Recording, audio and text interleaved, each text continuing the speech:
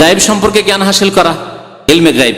ইলমে গায়েব খোলাখুলি বর্ণনা করে বেরলবিরা, দেওবন্দিরা লুকিয়ে লুকিয়ে। তাদের ওলামা, তাদের বুজুর্গ এবং তাদের পীরদের ইলমে গায়েব হাসিল হয়ে যায়, গায়েব সম্পর্কে জানতে পারে, কোথায় কি হচ্ছে, কোথায় কে বিপদে আছে, আবার উদ্ধারও করতে পারে। জি, এসব আকীদা তাদের কিতাবাদিতে রয়েছে। যেমন রয়েছে শিহাবে সাকিবে রয়েছে, আল মুহান্নাদ আল মুফান্নাদে রয়েছে, তারপরে শামাইম এমদাদিয়াতে রয়েছে, ফাইজুল বারিতে রয়েছে, এছাড়া ইনকিশাফ, জালজালা, দার জালজালা, এসব কিতাবে এসব আকীদা রয়েছে।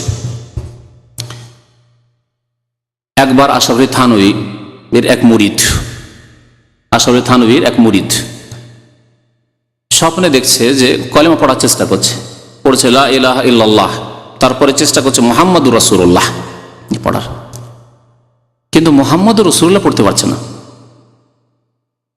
কি আসছে? আশরাফ আলী রাসূলুল্লাহ।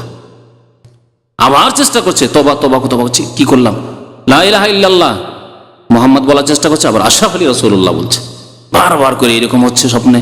স্বপ্নে ঘুম ভেঙে যাওয়ার পরে খুব পেরেশান হলো যে কেন হলো, খুব পেরেশান থাকলো সারা রাত। সকাল হতেই পীর সাহেবের দরবারে, মানে আশরাফ আলী থানভী হাকিমুল উম্মতের দরবারে এসে হাজির। যে হাকিমুল উম্মত হয়তো দিক নির্দেশনা দিবেন, হেদায়েত দেবেন, যেহেতু উম্মতের ডাক্তার তো ভালোই চিকিৎসা দেবেন, কেমন ডাক্তার কেমন চিকিৎসা শোনো।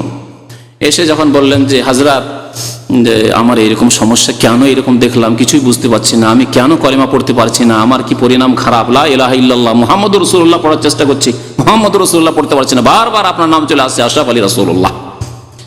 সেই সময় আশরাফ আলী থানভী যদি আলেমে হক হতেন, আলেমে দ্বীন হতেন, আলেমে হাক্কানি রব্বানি যদি হতেন, তাহলে তখন কি বলা উচিত ছিল যে আপনি সাধারণ কেন বুঝছেন, যে তওবা করো, আস্তাগফিরুল্লাহ পড়ো, এবং তোমার কাছে শয়তান এসে তোমাকে বিভ্রান্ত করার চেষ্টা করেছে, আস্তাগফিরুল্লাহ, আমি একজন সাধারণ মানুষ আর শয়তান তোমাকে গুমরা করে জাহান্নামে নিয়ে যেতে চায়, বেশি বেশি আল্লাহর কাছে পানা চাও, বলো আউযু বিল্লাহি মিনাশ শাইতানির রাজিম।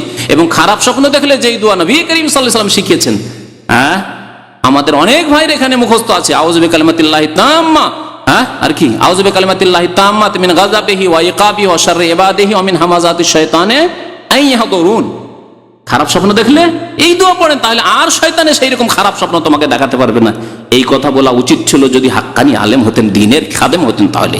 কিন্তু খেদমত কিসের করেছেন তা ভালো করেই বুঝতে পারবেন আপনি, যে তিনি বললেন যে মেরে বারে মে তোমারি হুসনে আকিদত কি দলিল হ্যায়।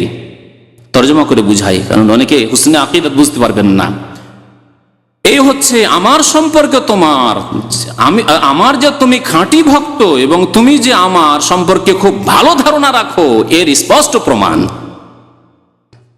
স্পষ্ট প্রমাণ যে আমার যখন কলেমা চলে আসছে, আশরাফ আলী রাসূলুল্লাহ চলে আসছে, তার মানে তুমি আমার খুব খাঁটি ভক্ত এবং ইখলাসের সাথে, নিষ্ঠার সাথে আমার তুমি ভক্তি কর, এর প্রমাণ পাওয়া যায় এর থেকে।